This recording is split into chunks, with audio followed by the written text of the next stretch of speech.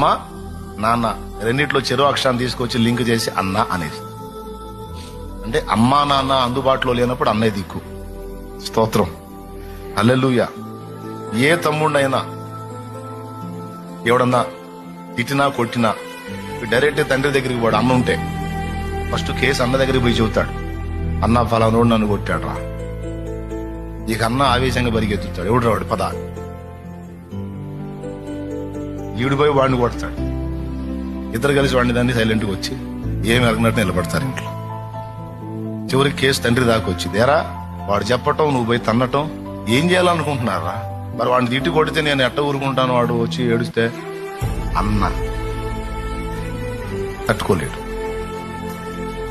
యేసయ్య మనకు పెద్దన్న.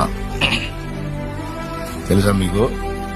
తను బలిపేటెను మాయన్న, మన కోసం, తమ్ముళ్ళ కోసం, చెల్లెమ్మల కోసం తను బలి.